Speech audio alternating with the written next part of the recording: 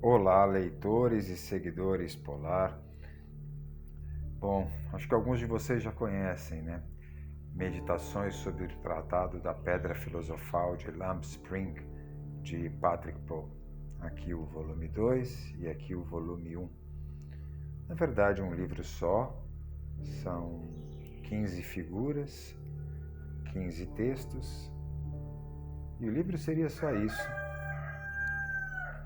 se nós tivéssemos todos a capacidade de entender. Mas nem sempre isso é possível, né? É importante que a gente estude um pouco para que possa compreender os símbolos, não é mesmo?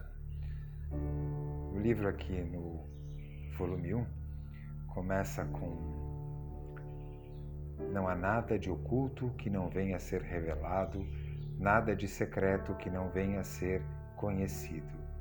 O que vos digo às escuras, dizei-o à luz do dia. Evangelho de Mateus, em 10, 26 e 27. Aí você tem aqui o sumário, em breve eu vou fazer um vídeo sobre o sumário.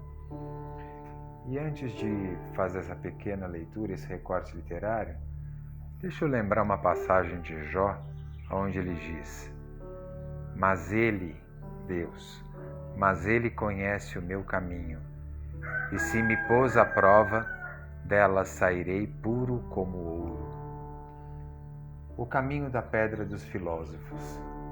E aqui eu já me desculpo daqueles que mais avançados estão nos estudos, para poder compartilhar aquilo que tenho aprendido, com vocês todos, inclusive. Que ouro é esse? Que criancinha é essa que a gente deve se transformar? Que metal vil é esse que nos corrompe? Em todas as tradições, a gente e as místicas, e dentro do esoterismo clássico que aqui na Polar a gente apresenta, a gente percebe a forma de comunicar essa queda, esse pecado. Agora, se a gente observa bem, a gente pode perceber que o nosso ego realmente é uma grande armadilha. Há quem diga, ele nos defende. É verdade, ele nos defende. Mas nem sempre aquilo que nos protege nos liberta, né? Uma gaiola nos protege dos tubarões quando a gente entra no mar. Mas a mesma gaiola colocada numa árvore vai aprisionar um pássaro, né? Enfim, aí eu acho que fica bem claro para todo mundo o que eu estou querendo dizer. Transformar esse ouro, que é para nós um metal precioso, né, aqui na Terra, é transformar a nossa alma. E aí, uma pergunta que vem, né? Como fazer tudo isso? Como combater esse ego? Porque em Boêmia fica muito claro, né, que a gente tem os dois aspectos constantes e que a gente deve combater o mal diariamente. E a gente vai ver em Ansari, no sufismo, a preocupação clara do primeiro campo com o arrependimento, isso também na tradição cristã, também no judaísmo. Enfim, esse conhecimento que foi transmitido de forma oral e agora estão nos livros. E aqui o Patrick já começa dizendo: por que divulgar o sentido profundo de um livro se a tradição aqui da Pedra Filosofal insiste na necessidade de manter esse conhecimento em silêncio?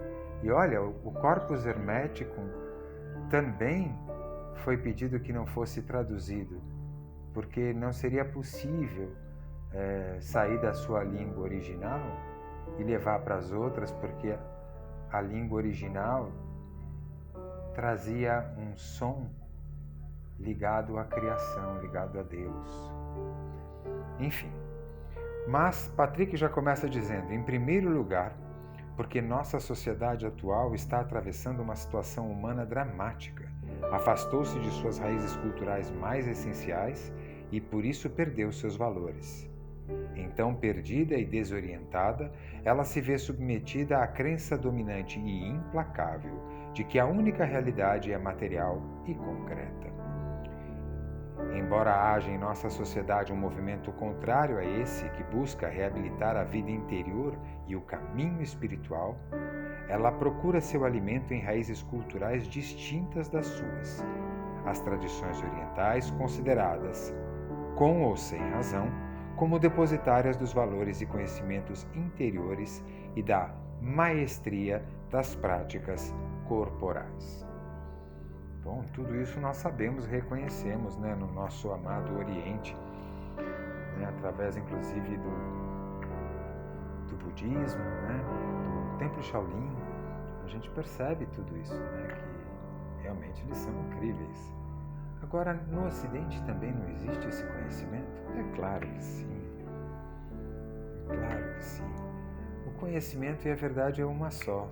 É aqui nesse campo onde ela se transforma e apresenta vários matizes, várias cores, né? Mas o caminho é um só. Então, o livro começa aqui com o prefácio de Lamb Spring, sempre traz uma figura, né? O cordeiro aqui. E aí traz o texto e logo em seguida uma colocação do Patrick.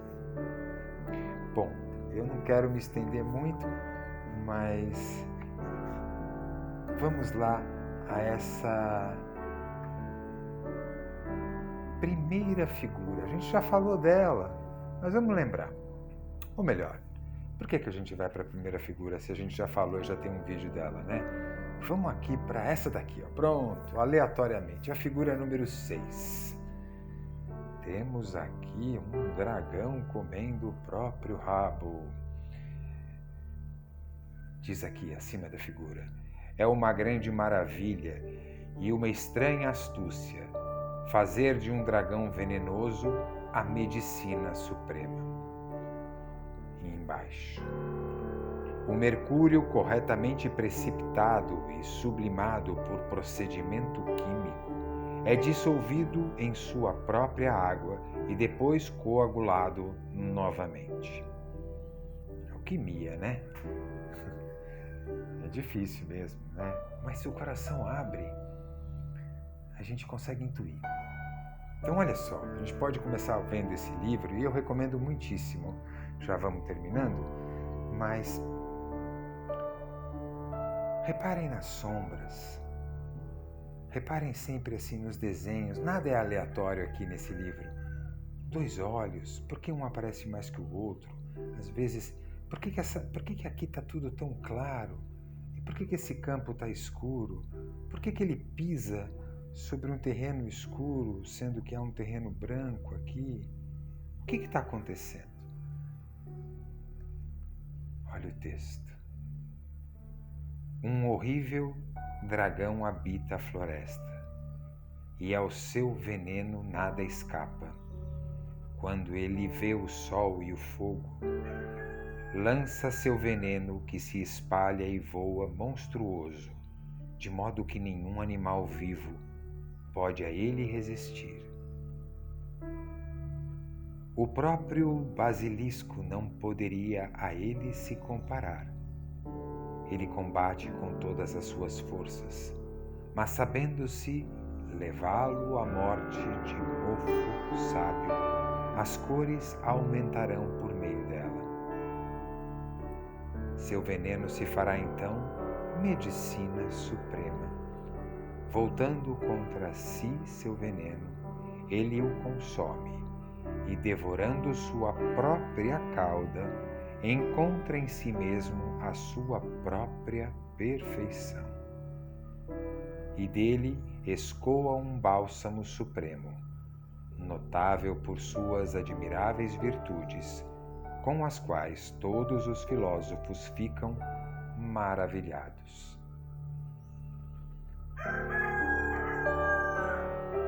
A história de um dragão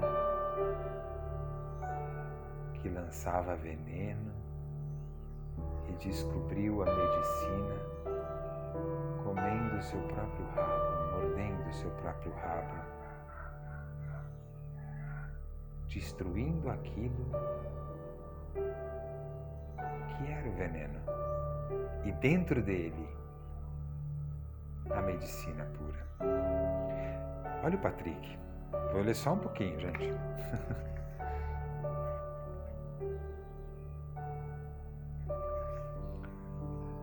A figura 5, relacionada com uma dissolução, indicou a necessidade imprescindível de uma morte psíquica. Esta foi construída pela relação dual entre enxofre e mercúrio. A interação apresentada na figura anterior dizia respeito ao centro laríngeo, nomenclatura, conforme vimos, pertence à tradição da Yoga Tântrica, como uma primeira integração, ainda de conotação existencial, mas orientada para uma abertura do centro frontal, conforme o modelo dessa tradição. Então, olha só, Patrick começa a dizer que está havendo aqui uma morte psíquica e vai dizer que isso começou ali na figura 5. Aí você, obviamente, vai querer voltar para a figura 5 e você vai ver aqui o lobo e o cão lutam em uma só morada para, por fim, se tornarem uma única coisa. Bom, só com isso aqui, ó, lutam em uma só morada. Dentro de mim, eu luto com aquilo que eu não quero ser e com aquilo que eu percebo que Deus quer que eu seja. Então eu uno essas duas partes que aqui se apresentam dissociadas, divididas, e nenhuma se suplanta a outra, mas se fundem e se transformam numa só. E aí começa, né? Vai se transformar na primeira coisa, que é o remédio. E que remédio é esse? Bom, Patrick vai explicar muito bem aqui o dragão Ouroboros. Bom, fico por aqui, senão eu falo muito.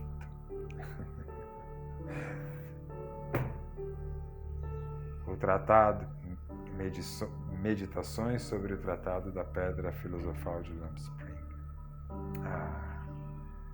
Depois que você lê esse livro, tudo aquilo que você enxergar dentro e fora de você terá outro sentido. Até já.